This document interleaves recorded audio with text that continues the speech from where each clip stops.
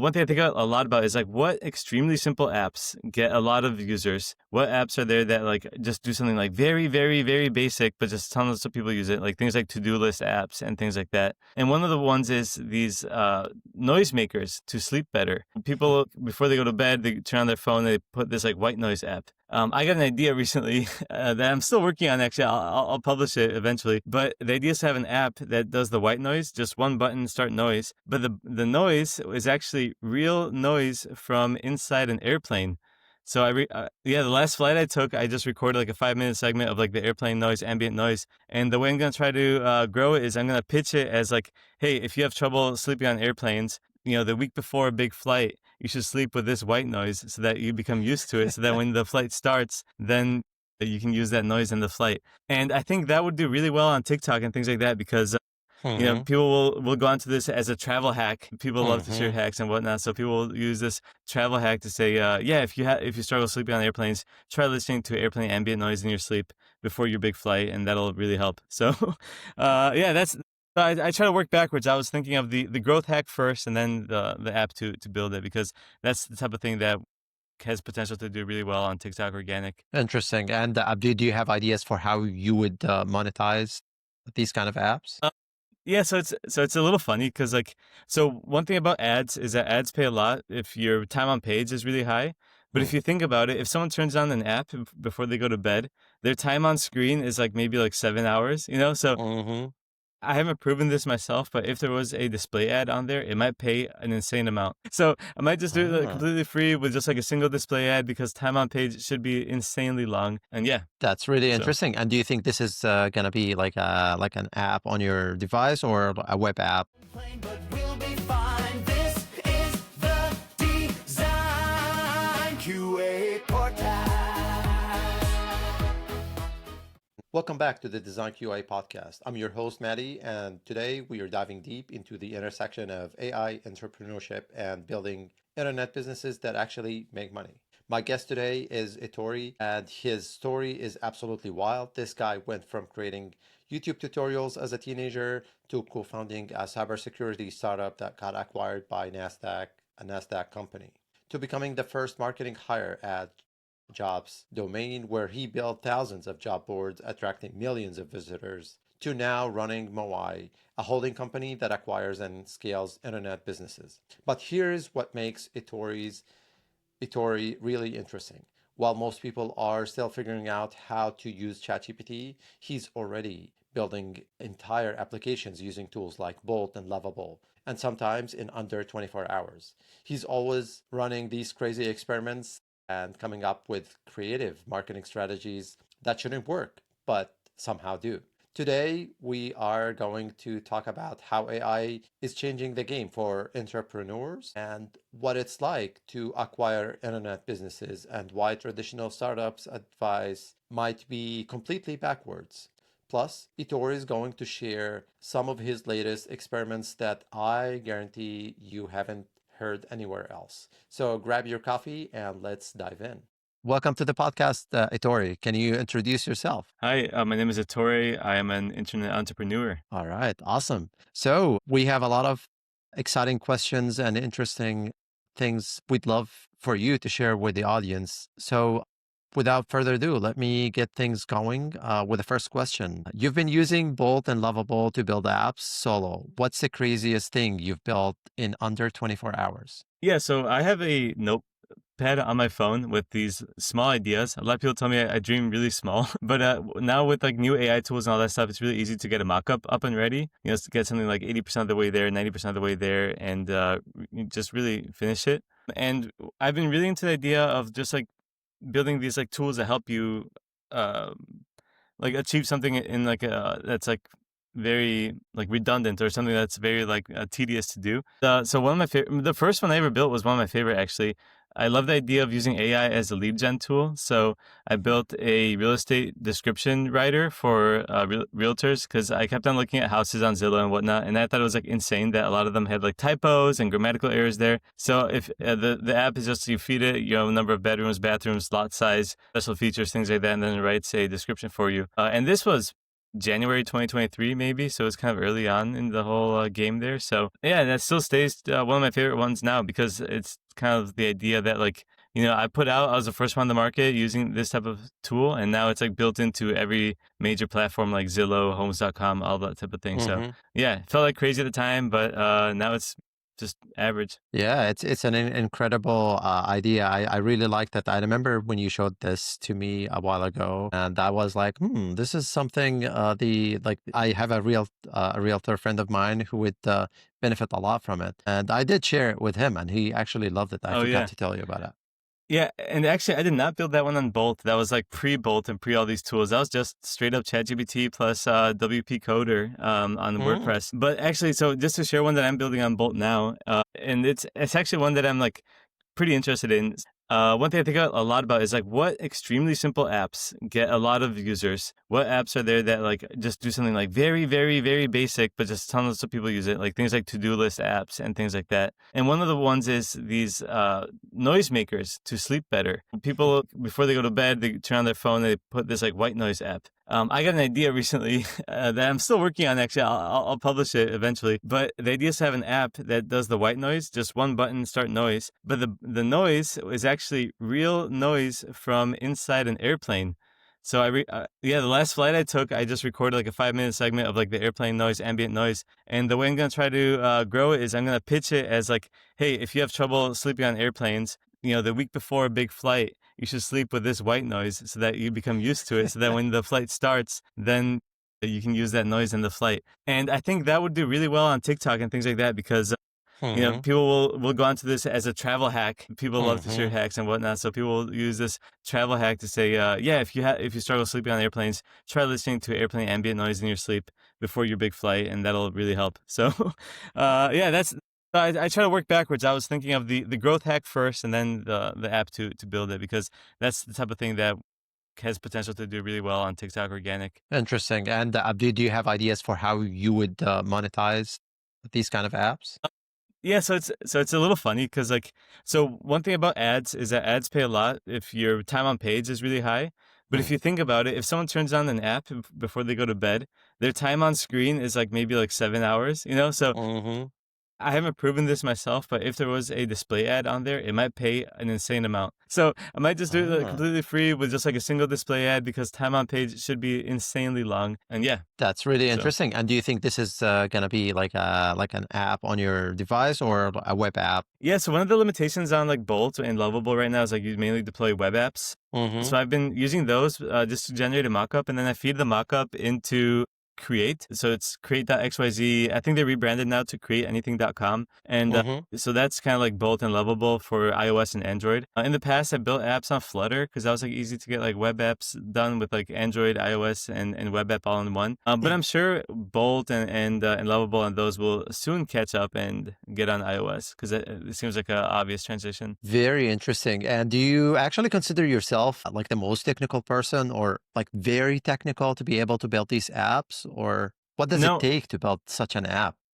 No, I just I'm just using it as a proof of concept, a mock-up, like an MVP. I think there's a lot of fear that people have with AI generated code. People are like, oh, it's dangerous. This it has security flaws, this and that. It's like, I'm not writing enterprise software. I'm not writing hospital system software or anything. I'm just making stupid little apps. So, the bar is really low for quality. So in what I'm doing, it's totally fine and totally acceptable to make stupid little apps with AI, it's not a cybersecurity company. It's not a fintech company. I'm not integrating into any banks or anything. Someone can go ahead and try to come after it. It's just a stupid little fun app, So as long as people like accept that, I think, it's totally fine.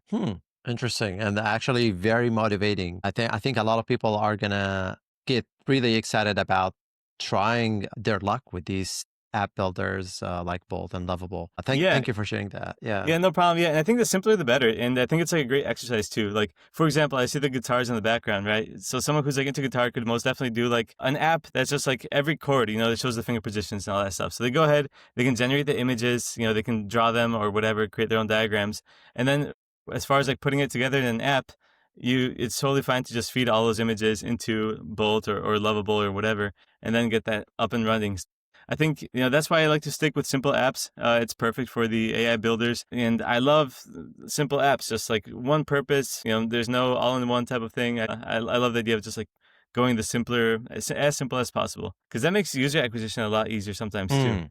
How so? Can you talk a little bit about that? Yeah, so when you're trying to do user acquisition, I always try to think about like what problem is this app or service like solving, right? And normally people have one problem at a time. So someone like looking for your app, they're like, oh yeah, I'm trying to learn the guitar. Oh, or I can't sleep on airplanes, right? You don't want to do this like crazy app that's like, oh yeah, we have all the best ambient noises and all this stuff, and create your own, upload your own, it'll be custom made, all this stuff. People have one problem that needs one solution, so it's a good time to build that one solution for them instead of doing it all in one. That's my approach to these micro apps, because like, if someone's like, oh yeah, I have this problem, let me search for a solution online. If they find a product that does just exactly what they need and only what they need, I think they're more likely to convert on it as opposed to a whole bunch of other things that they don't need. And I can use the example too of like all these like online platforms like Intuit and QuickBooks and all that stuff. They do all these things, right? But sometimes someone will just search like for a specific problem, like I need an invoice generator or anything like that. So if you search like invoice generator, they all have like these tools that say, oh yeah, you can use the QuickBooks invoice generator. But there'll also be like another website probably called like invoicegenerator.com or something. Right. That'll have like tons of users with just a single feature, just because people are experiencing one problem at a time, and you just solve that one problem. Interesting. Very interesting strategy.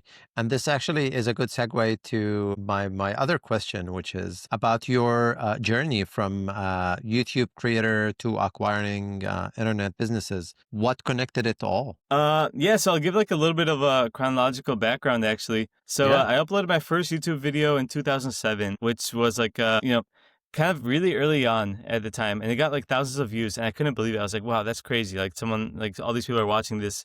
But I was like never good in front of the camera. I was very shy. I didn't like speaking. I didn't like how I talked and things like that. So I didn't like pursue YouTube or anything. It was a way different environment at the time. 2009, I made my first blog on WordPress. I made hackstack.com. It was just a website with hacking tutorials, mostly around jailbreaking the iPod video. And then going to high school, I started doing more YouTube videos. Started doing like skateboard, snowboard videos. And then I had some friends that were doing really well on YouTube on Minecraft. So then I tried it out myself, and I did extremely well with Minecraft videos. And I became one of the first people on the YouTube Partner Program in 2011. So that's when monetization rolled out. And there was a lot of privileges too that came with being on the Partner Program. Most notably that I could choose my own banner on the channel, and I could choose my own thumbnails. And that was a huge advantage over other creators, because I remember those days. Yeah, choosing your own thumbnails drastically improves your click-through rate. So if you were a partner, you had a huge advantage over others. Now everyone has custom thumbnails and everyone has banners. So the game has changed. But yeah, so I stopped making videos when I went to college. I really shifted into startups and things like that. Me and my friends like did a lot of like social media automation too. We ran like an army of Twitter bots and things like that, like 2015, 2014. And that was really interesting too. I was really like into the idea of like gaming the system on social, running these bots, having these like programs do things for you. And then, after college, I got just sucked into the world of startups, kept on working in startups. But, personally, like I just always loved having these little side projects too that, with different ways to make money online. My YouTube channel was making money online. The Twitter bots were making some money online. I started making my own websites too. I love the idea of like programmatic SEO as well. I love the idea of like be able to spin up a website and have it get views. However, when you make a video or when you make a website, you're in what's called the Google Sandbox for a couple of months until you get backlinks and people start like linking to your website and Google like trusts you as an authority. Those are months that you miss out on revenue, right? You kind of get this realization of like, oh, I can just like purchase a website and skip the whole Sandbox thing and kind of like advance, 12, 18 months into the future where I'm into the more advanced stage of being a website operator. But that's kind of what got me into that stuff. I viewed acquiring websites as a huge hack, a huge way to skip the lowest revenue generating months of a new endeavor. Because why wouldn't you? Why wouldn't you just skip to the good part? Interesting. Very, very interesting. So you mentioned a couple of interesting things that I'm not very familiar with. The first one is programmatic SEO. What's that? So before AI, programmatic SEO was basically ad-libbed content. So you have a website and it'll have like a paragraph and then like a word will change. So Mm-hmm. let's say you're let's say you're like a tutor, right? Like, and you do like math tutoring nationwide virtually, but you want to have like a website that covers all states and all that stuff. You would have a prompt or a paragraph that's like, I am a math tutor in blank city in blank state that Mm-hmm. specializes in Mm-hmm. math. If you're struggling with, and you can do blank and change the subject. So then you'd create all these Right. pages that are like mathtutor.com slash Mm-hmm. Los Angeles slash California or California slash Los Right. Angeles Yeah. probably. So those were Mad Lib type websites. And the thing is like, it's just like spam on the internet, to be honest. Yeah. But if you go after very long tail keywords, you're likely to rank. So you'll never Mm. rank for, Los Angeles math tutor. But a tiny city with like 100 people, there's no math tutor in that town. But if you have this website offering virtual math tutor services and you're the only one there, Google might show you on there. Mm. So, yeah, and there's 42,000 zip codes in the U.S. There's like so there's all these towns that are just like underserved as far as like content online. So yeah, so you can put out garbage content as long as it's the best. And one thing I always say is that you don't have to be the best; you just have to be better than everyone else. I So love that. yeah. I love this. And you also mentioned that when you create a new website, Google puts you in what you refer to as a sandbox for a short period of time until you build a reputation for your website or your company. How long is that usually? Like, how long does it usually take? Yeah, so there's ways to get out of the sandbox quicker. One of them being with backlinks. So if you spin up a new website and like a lot of reputable websites are linking to you, then Google will recognize, oh yeah, this is a trustworthy source of information, right? Mm-hmm. So like so if there was like any type of new initiative, let's say there's like a hurricane and someone sets up like this hurricane relief fund.com and the state is linking to it and all that stuff, it's going to show up in Google for that hurricane, right? Mm-hmm. But if you just make a blog that's like yet another like planting or gardening blog, call it like gardeningblog25.com or something, Mm-hmm. it's going to take a while before Google's like, yeah, this is a good source for gardening content, these are experts in gardening, because there's so much gardening content out there already. So they'll crawl your site. Googlebot will visit your site every day. It'll go to all your pages, but it'll just choose not to index your pages and not to give you good rankings because you're Mm-hmm. brand new. You're not trustworthy yet. They don't know if you're going to do a little bait and switch. They don't know if you're going to turn your website into a casino gambling website overnight. Mm-hmm. They want proof. Google wants proof that you are an expert in your field and that you are not a scammer or anything like that. So it just takes months before you're Mm. trusted with rankings. Gotcha. So your recommendation for getting out of this, the quickest way is to get a lot of backlinks from reputable websites, right? Yeah. Well, yeah, there's other ways to view reputable too. Like, so if you have a local service, you might want to set up a Google My Business profile. So if you have a local land care business, set up a Google My Business profile, link it back to your website, add images, add an address, add a phone number, get Mhm. reviews, and then like you'll start showing up whenever someone searches like Columbus, Ohio lawn care, So yeah, there's things like that. But if you're trying to start like a gardening blog or any type of like common niche, it'll take a while. Gotcha. One thing I always say is you don't have to be good. You just have to be better than everyone else. You can still be bad, but as long as you're good, as long as you're better than everyone else, you'll still show up. Yeah, that makes total sense. Yeah. Okay. Cool. Sorry. Yeah. Cool. So now let's switch gears a little, or maybe go back to the previous topic about building and using AI and all of these tools to help you execute some of your ideas and vision. So what can you build now in like 1 weekend that could have taken a dev team 6 months, just like 3 years ago? Yeah, so I mean, I'm a marketer, deep down, and I think one thing that's like really overlooked is that all these larger companies should be using AI to make micro tools as lead generation. So if you let's say you have a roofing company, right? You are very likely able to vibe code a roofing pricing calculator bot, So previously you might have had to have someone like set up a calculator on the website, have user inputs where they put like, how's the slope of your roof, your location, the square footage of your home, all these different things that people use to give you a quote on your roofing. Now you no longer need a third-party developer to put that calculator together for you. You can build a calculator yourself. Same with like gutter cleaning or any of those types of businesses. If you want to build like a pricing estimator, you can totally build it yourself now, or find some sort of partner to build it for you on the low, and then host that on your website. So if I was a business owner, I would look at, okay, not how I can recreate my entire product, but how can I create these like little lead gen tools that would help my business, and that can be anything. All these websites, they're old, they don't have any calculators on their site, but they have like the apps basically exist, but in paragraph form. So like if you're getting married and you're doing wedding chair rentals, there might be a paragraph on the website saying these wedding chairs are $7 per chair and there's a $200 delivery fee, right? But that can just be a calculator, with inputs like how many chairs do you need? Okay, multiply that by 7, add 200, show it there. And then you can even go further and be like, would you like this invoice? Would you like this estimate emailed to you? Enter your email here. We'll email it to you, and then you can just totally vibe code on the back end the whole data collection and sending of the estimate. So yeah, I think right now people should definitely look at how can I apply AI to build micro tools for my quote unquote boring business. Like roofing, gutter cleaning, wedding chair rentals, everything.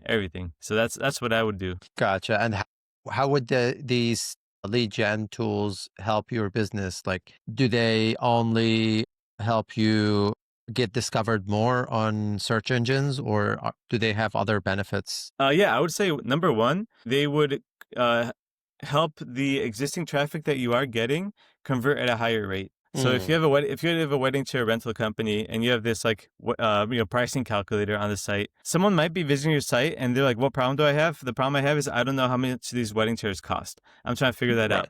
If it requires calling someone, that's fine. What if it's 8 p.m., 9 p.m., no one's gonna pick up the phone there, and you want the answer now, right? And if the answer's in the text, it might require a lot of reading. But if you have a big button up top saying, calculate your pricing with our pricing calculator, click here, I think that would be an insanely high click-through rate. Feature to have on the website. So one, it can help convert your existing visitors at a higher rate. Two, if it's like a community service that you built this tool as, you can even use that as a link magnet. So if you have something that like everyone in the industry uses, like for example, like if you have a micro tool, like a color picking app or something, or if you have one of these like bigger media companies, if you host like your own like MP3 to WAV converter or anything like that. Okay, that's maybe not something that you can like easily vibe code because you need like a transcoder on the back end, but anything like that, I think like if you build this tool that's like a public service to the internet, then you are rewarded with backlinks, which helps your overall traffic and things like that. If you build these tools that everyone uses, I think there's a lot of benefit there. And three, too, like it can save you a lot of time for like qualification too. Because like for the wedding chair example, if previously you had people calling a phone number and someone would answer and give them the quote, if you're able to like collect their info, give them an estimate on pricing and all that stuff without ever having to interface with your department or with your whoever's picking up the phone, all of a sudden you can scale that up much farther because you don't need that person picking up phones. They can do other stuff, maybe work on the actual execution, not the sales. So someone can build up this whole they save time essentially. Definitely.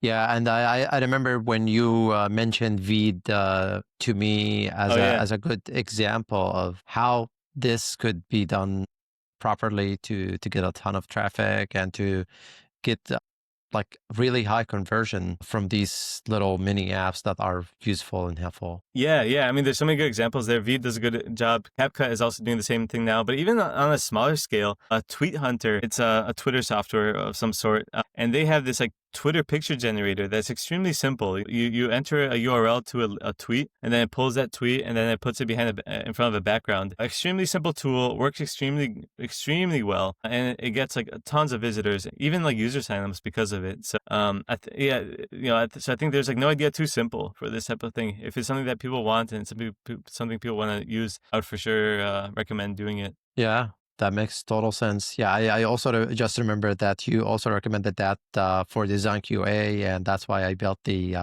the squint test Oh Chrome yeah, extension. yeah.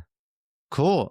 So going back to Lovable and Bolt, what is the first thing you built with them that made you think, yeah, this is the future? Oh, well, so I just started going after trying, because when when I have a new tool, I think I want to see like what the limitations are, right? So I just like go after and think like, okay, let me start with a really simple idea and see what it can do. And then it's like, oh, wow, I did pretty well with that. Okay, let me give it something more complex. And I think that's like my general approach to AI as well. I think if you think AI can't do something, you should still try and see, because like a lot of times you'll be surprised. So for me personally, like one thing that was like a huge unlock for me was I make these like web pages, I make websites and things like that, but I always struggled with like anything that had account creation and anything like that. And the reason I like Supabase is because it has the the reason I like Bolt is because it has the Supabase integration, and I use Supabase Auth for account creation. So previously it was like a black box for me. How does account creation even work? You know, I have no idea. I'm not that much of a developer. But with that integration, it made it super easy to go from vibe coding to account creation. So that was a big unlock for me. It's like, oh, wow, okay, I can actually have like user accounts on these apps that I've thought of. So yeah, I think I have like a lot of app ideas that don't require user accounts. For example, like the ambient noise apps, they don't require accounts. But some of them do, because you want to save someone's progress on things and things like that. So yeah, that was a huge Those unlock. apps that do not require user accounts are mainly apps that can be monetized with ads. Is that Yeah. how you Oftentimes, feel? yeah. Yeah. I Gotcha. mean, I have so many ideas too. Like, I think one thing that anyone can do right now to make like some money online is they can make a soundboard for whatever their interest is, right? So like if someone is a fan of a certain TV show or something, they could like clip little like catchphrases, put them into a soundboard. It'll be like a 3x4 grid with buttons, and each button is assigned to a different sound clip. And then when you click it, it's, that sound comes out. Things like that, or they can, or a fan base could even build that for their favorite like podcast or anything like that. So, Mm. and that's something that doesn't require accounts inherently. But if you want, you could have the idea to make it social. You could have someone like build out soundboards and then create publish and then have that link be shareable to other people who also can access that soundboard. And that way, if they do have an account, they can easily go back and edit the soundboard, remove a sound, add a sound. But if there was no account creation aspect to it, they wouldn't be able to come back in a couple of days and make that change. So that's what I would recommend. Gotcha. Huh. So it sounds like we are living like at the best times for building products. Is that what do you think about that? Is it the best time for anyone to start building things and For someone explore? like me, yeah. Because like for someone like me who understood tech, but like the development was a big roadblock, that roadblock did not go away, but it got a lot smaller, right? So I can ship something like very basic, proof of concept, see if I get users, and then later I can come back, revisit it, and try to get maybe someone more professional than me to do the final polish on it or anything like that. Once I've proven the proof of concept, because like one thing that's always sad is to invest tons of time and money into something that just like flops out the get go. So I can, but I can flop for cheap now. Now I can flop very inexpensively, and then see if it's worth it to spend a couple grand or whatever to get something like more polished and finished up. So for someone like me, it's the golden era, I would say. But I think my time might pass in a couple of years or a couple of months. So I think I'm just trying to ride this wave as hard as I can. So Awesome. Yeah, that makes total sense. I can't go back to the old way of validating and testing ideas. Now is the perfect time for anyone who would like to explore like a business opportunity or an idea they had on their mind. So with all that being said, let's think about, or let me ask like a different kind of question. Most people fear AI will replace jobs. You're using it to create businesses. What's everyone's getting wrong? I think a lot of people are getting wrong the types of jobs it's going to replace. One example I think about a lot, but I don't hear many people talking about, is like everyone talks about driving automation and trucking automation, how in the future these like long distance trucks will take over. One, because like there's limits on how far like human truck drivers can drive. There's like laws. You can't do more than 10 hours a day or so, let's say. But, a self-driving truck could go 24 hours a day. So people are like, okay, the truckers are going to lose their jobs. Okay, fine. It goes way beyond that. There's so many cities in the US that exist purely because of truckers. any city, any small city right off the highway in the middle of America only exists because truckers stop by, truckers eat at the restaurants, truckers sleep at the hotels, and the whole city works in hospitality at those hotels, at those restaurants, doing all those types of services. Those cities are not going to have anyone visiting them in 10 years because the truckers are going to disappear. So people don't realize that those cities, like we're going to have like a new era of ghost towns in the same way that you had ghost towns along the railroads or gold mines in the past. We're going to have that. So I think those, everyone's talking about like, oh yeah, like lawyers are going to get replaced by AI or whatever. But like nobody's thinking about, the small middle of America ghost towns where, everyone in town either works at the Dairy Queen or the DoubleTree or whatever. I think those jobs are gonna disappear pretty hard. I think like a lot of new jobs are being created. The thing is, people can do like a lot more with a lot less. If I was to start if I was to start a software business today, I'd probably be able to do it with like, maybe 10 times fewer people than in the past. It's creating new jobs, but the new jobs that are being created aren't replacing the old jobs at a 1-to-1 ratio. And that's what personally has me concerned about the future. So yeah, new jobs are being created, but not at a 1-to-1 ratio. So I think, yeah. And also like one last, not to be a doomer, but like one last issue I have too is that like people talk about the past of like, oh yeah, like this used to be a job, but then, this technology came and replaced it, right? But the thing is, in the past, it took like many, many years for the new technology to come on board and really replace everyone. And it gave everyone a lot of time to pivot and switch and migrate into a different industry. This is happening fast. This is happening like very, very quickly. And people just won't have the time to make that pivot. So yeah, people are like, oh yeah, it doesn't matter if, AI, we all have like AI lawyers in 5 years, because lawyers will just do something else. What though? What are they going to do? And also, some are going to pivot successfully into other careers, but like not everyone. So what do you think is going to happen to those who do not pivot to something else? What's the world is going to look like? I think the people who don't see it coming are going to be hit the hardest. I think you kind of have to be aware a little bit.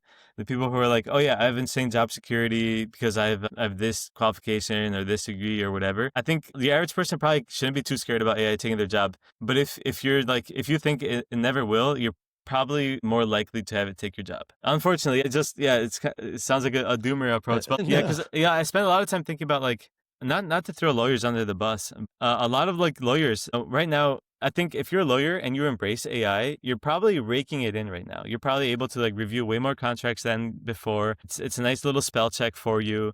And if you have like a law firm, you're probably able to do a lot more with a lot less. So if you're a lawyer who's embracing AI, I think right now you're probably in the golden era. If you're a lawyer who has not touched AI, if you're a lawyer who has not opened ChatGPT ever, I think you might run into some issues in the next couple of years. Interesting. So what do you think is going to happen to like those people who lost their jobs because of AI? Like how's the economy is going to be affected by all these major changes with all these people unemployed? So I spent so much time thinking about this. Like there's this idea, oh, they'll just do something else. Unemployment is really low. That people are like, it's fine. But like the thing is like people aren't willing to make certain moves. I think it's very difficult to take someone from an office job into manual labor. I don't think anyone is going to go from, being like an office manager into, driving a forklift or anything like that, and oftentimes like I used to run job boards and like when I saw like job applicants come through for different things, they're like, a lot of times they're like, my back hurts, my body's taking a lot of wear. I want just like any office job. I'll take any office job possible, call center, anything like that, because it's just taking a toll on my body. So people can make the shift there, but no one ever goes back, especially if you get older. So I think like it's gonna be very hard for people to adjust. I think so like what's gonna happen to them? Hopefully they are able to do like a lot of like planning for the future in one way or another. But I think like. There's like, I don't know, there's a lot of uncertainty coming up for these people. Because I think there might not be as many job openings as they thought, and the ones that are open might not be things that they're willing to transition into. Yeah. Okay. So let's switch gears a little and talk a little bit more about marketing. What's the most ridiculous marketing tests you've done that everyone said, would fail, but it actually worked. Oh man. Okay, so there's been things in the past. Like, I leveraged like Reddit really early on for getting leads and things like that. Reddit was a different place in like 2015, 2016, and there was like a lot of power in doing AMAs. If you're like Mm. an expert in a certain field. So one thing I would do is like, I was at a cybersecurity company at the time, and whenever there's a very big trending topic around cybersecurity, I thought it was a great time to go in and answer questions as an expert. So what I would do is I would work with our CEO. I would post like saying, "Hey, I'm the CEO of this company. After this recent data breach, I know a lot of you have questions about cybersecurity. I'm here to answer, right?" And those would do extremely well, Mm. because like if there's a big topic in the news cycle and everyone's like want to learn more about it, but they might not know what certain things mean, and all of a sudden an expert comes by and says, "Hey, I'll answer any questions you have," then it's a great opportunity. So yeah, that would be a thing. It's not Mm. like at the time, I wouldn't say like people were like, "Oh yeah, this would never work." I think, but the reaction was more like it's unlikely to work, but like Mm. there's no consequence to it not working, right? Mhm. Like worst case scenario, nobody asks a question. It's Yeah, fine. and your answer will be just indexed by Google, so it's gonna be Yeah. net positive anyway, Yeah, right? yeah, yeah, but now Redditors are like super into like identifying self promotion, and you're Mhm. basically like yelled at if you do any type of self promotion. So Yeah. so you have to be very clever about how you self promote if you're gonna do that type of thing now. So Mm. yeah, that's what I would recommend. Cool, cool. So let's talk a little bit about business. Why do you buy profitable businesses instead of building unicorns like everyone else? Yeah, I always love the idea of cash flow. I know a lot of startups function on a burn rate, and I think if you're profitable, your burn rate is infinite, and that's a very comfortable place to be in. And I think if you do have this infinite runway by achieving profitability, then you're able to focus. I think one of Mhm. the most important things in life is focus. And if someone is very stressed about their next fundraising round, or that you're losing X amount of money per month, and you can't afford to not close this client, or you can't afford to lose this client, you're not in a good position to really make the best decisions that help you grow the business. So for that reason, I think being lean, bootstrapped is definitely the way to go for a small business.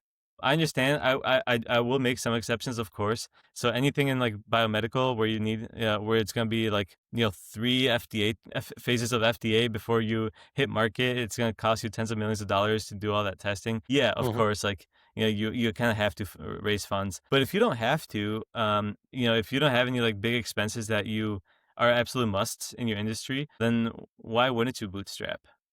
You really have to think like, why do I need to take this other person's money? Why, what is my capital constraint? What will this money unlock for me that I can't, bootstrap my way out of? And most of the time, you don't need it. Yeah, that makes sense. So let's say someone has $5,000 and wants to start an internet business. What's your exact advice for them? My advice for them would be to try not to innovate too much. You can't innovate much on on $5,000. I would just try to, if you see any type of like really bad software or really bad website, I would just try to like replicate it and dethrone it. Google has kind of a great way of truly ranking the best content as number one. So if you ever see a bad website getting a lot of traffic from Google, that should be a good indicator to you that if you build something better, you will be rewarded by Google and the general public with that number one position. Same with software. If you know that there's this very niche piece of software that everyone uses, but everyone hates, and you think you can create something better, I would just go for that. So those would be my recommendations. And if you're looking for specifically what to look for in the software space, Mhm. I would go after anything that has a bad mobile experience. Any vertical SaaS that has a terrible mobile experience, I think is a good opportunity for someone to create the mobile native version of and get it running. Because there's all these pieces of software that have been around for a while, like 20 plus years, that have just their standard user base. But now most people are like on their mobile devices. They want something mobile. So if there was a better mobile alternative, they would immediately switch to that. Hmm. Very interesting. So, are you saying that right now is also like the golden era for building mobile apps? Is it like we're back again at this point where mobile apps are gonna get more and more popular or more profitable? Is that right to assume? Yes. So if anyone shows you their like online analytics, you'll see that mobile usage has gone up every year. On YouTube, my views used to be 90% desktop, and now they're probably like 30 or 20% desktop. On my website, desktop views used to be like 75%. Now they're 30%. Just mobile has like just an insane market share. But a lot of these like vertical SaaS companies have not caught up to that yet. So that's why I would say if there's a really bad piece of software that you stumbled on a mobile device, just make a note of it as something that you can replace and make a better version of. Yeah, that makes sense. So let's talk a little bit more about the tool you use. If you could only use 3 tools to run all your businesses, what would they be? So hopefully like G Suite counts as one tool. Right. Okay, so like Calendar, Gmail, but most notably Google Analytics and Google Search Console too. I mean, those are like the most important ones for me. I'm in Search Console every day. I'm in Analytics every day. It's like the number one way you can find out in real time if something goes wrong too. For example, like my biggest website, my SSL certificate expired one day, and every couple hours that day, I see like, oh, like, there's 150 people on my website, the 160 people on my website. And then one day I opened it and there was like 3. And I was like, what's happening? SSL certificate expired, right?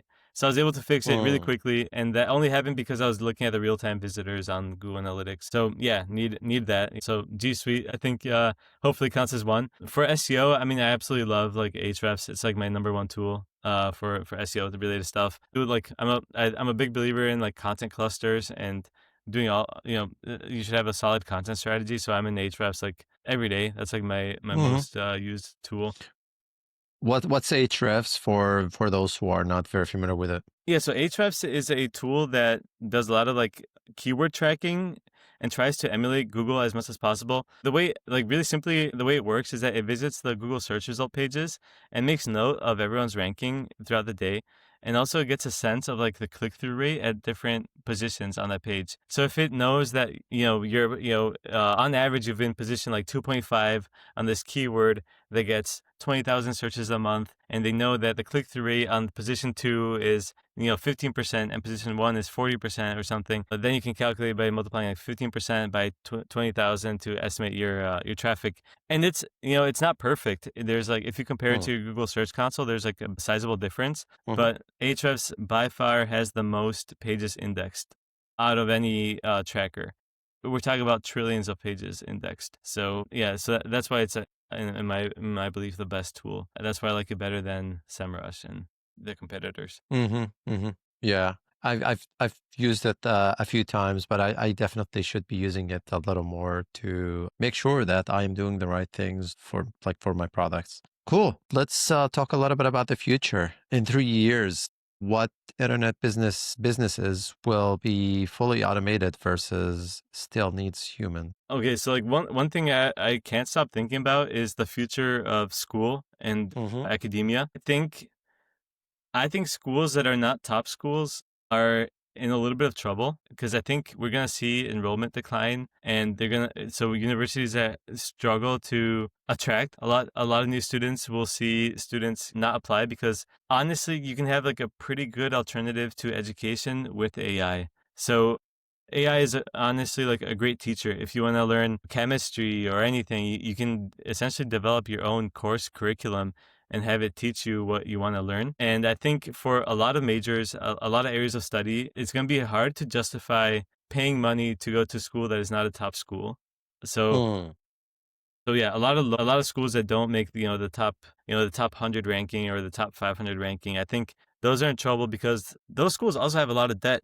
They take out loans to build the buildings, assuming that they're going to make the money back in the next couple of years through higher enrollment and students attending. But like, if the students disappear, they're going to default on those loans. They're going to have to file for bankruptcy. And we see it already. Schools are already shutting down because they're defaulting on loans, and we're going to see it a lot more. What are these students going to? I'll give one example was in Cleveland. So in Cleveland, we had Notre Dame College, and the university defaulted on their loans. They had a couple $100 million of loans, construction loans. They had, allegedly some financial issues one way or another. So they defaulted. We had a couple thousand students. They were just out of luck, as far as like continuing their degree there. They could not finish their degree at that school. So all the local schools had to like step in and take on those students that got dumped by their university. Yeah, so that happened there. Like the school defaulted because like if you have like low enrollment, you're at like still you're at like 60% capacity. You probably require like 80 or 90% capacity to pay all your bills and whatnot. Right. Yeah. Since they're so since a lot of these schools have such big loans, they can't afford to have low enrollment, so they get into trouble there. And I think right now online people are like, oh yeah, you can do online schooling. There's a lot of like online private schools too that are supposedly accredited and whatnot. But I think there will be a strong case to be made 5 years from now that you can learn as well from AI as you can in an actual classroom setting. Because one thing too is like if you're in a classroom with 100 other people, you're all forced to run at the same pace. It's like being in a run club where everyone has to run a 10-mile-an-hour pace. But then what if you're a faster runner? Running that slowly is not really help. Yeah. And also, what if you're really slow on downhills, but you're really fast on uphills? If you have a more personalized approach to learning with AI, you can afford to spend more time on, one subject area. In math, it could be trigonometry. But if you're talking with the AI and AI is like, algebra like extremely well, we can just like, skip over algebra. You don't have to like do this whole long unit, and we can spend more time on what you're not as good at. Yeah, that makes sense. So right now, like one limitation of school is that everyone moves at the same fixed rate, and having a personalized approach to schooling in the future via AI tools and whatnot would really help someone learn in a more efficient manner. And also like, this type of learning doesn't have to wait till you're outside of high school. Like we're talking about like people in like middle school and elementary school could have like very, very detailed like learning programs. So I am really optimistic about like the future of education is just going to look a lot different. I am as well because I have a young daughter and I cannot wait to see what the future is going to look like for her. I'm sure she's going to learn in a completely different way than the way we both learned.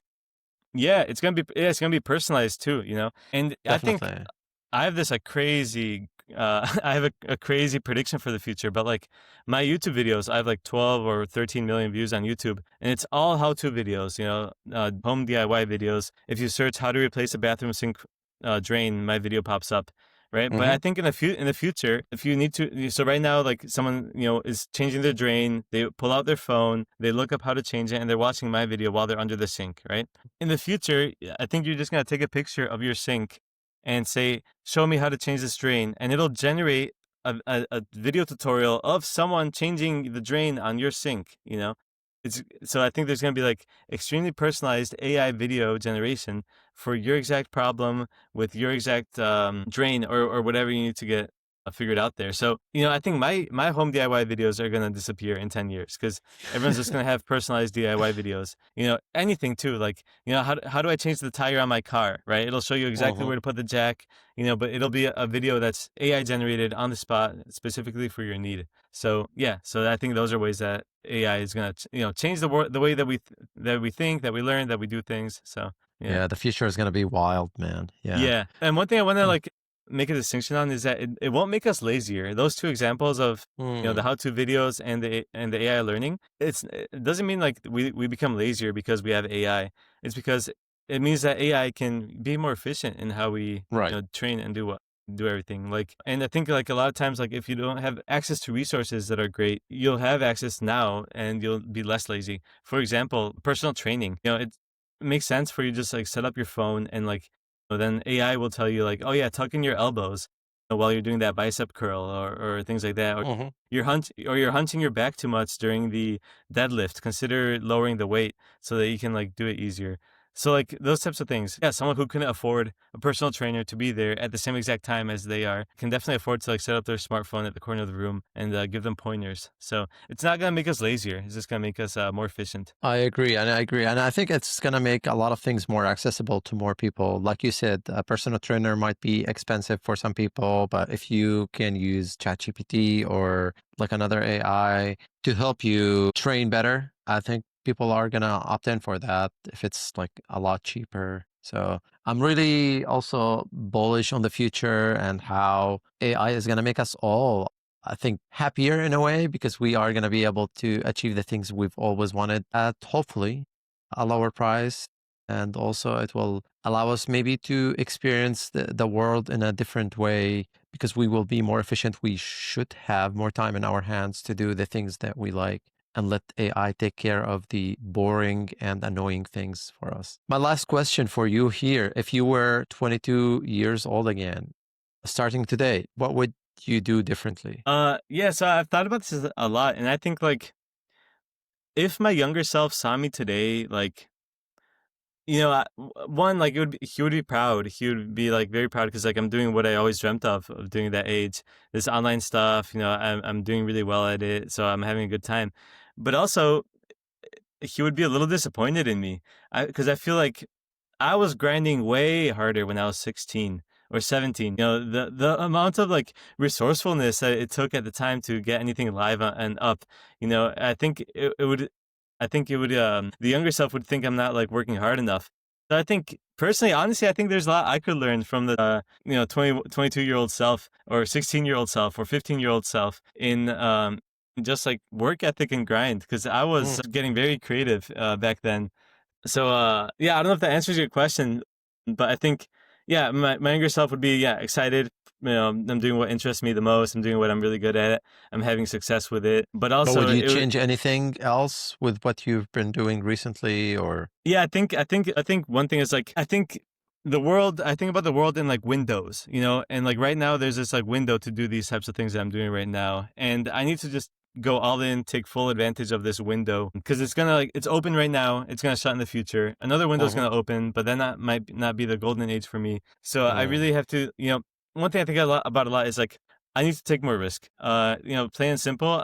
I think like maybe this is part of being bootstrapped and whatnot, but like I think like a lot of times when I like hold off on making an investment, I wait a couple of months and then I'm like, oh yeah, I want to pay X amount to have this person help me with this or develop that or do that. Oftentimes it turns out to be a great idea, but like in reality I should have done it like months sooner.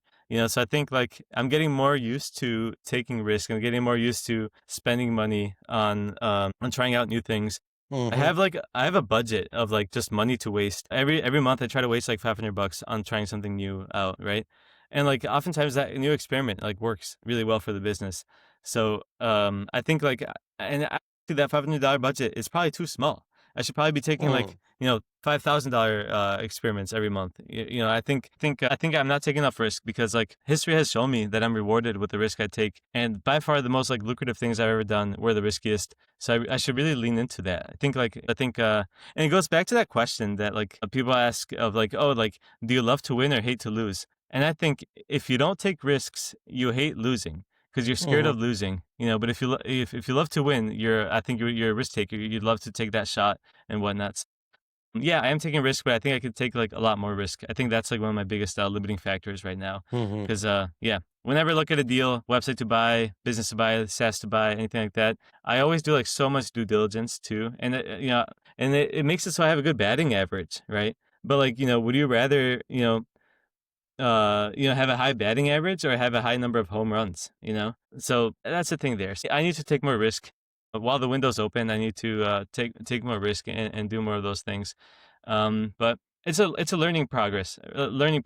I'm learning over time to, kind of lean into it, but it is scary. Not gonna lie. I'm not gonna say like, yeah, I'm this like super brave, confident internet entrepreneur. No, like spending money is scary. Definitely. Making money is hard. Spending it is scary. Yeah, and when you worked hard for it, it makes you want to spend it less. But in reality, you should spend it because there might be a good return on it. Right. You should spend money to make money. Yeah. Scared money don't make money. That's what they say. Right.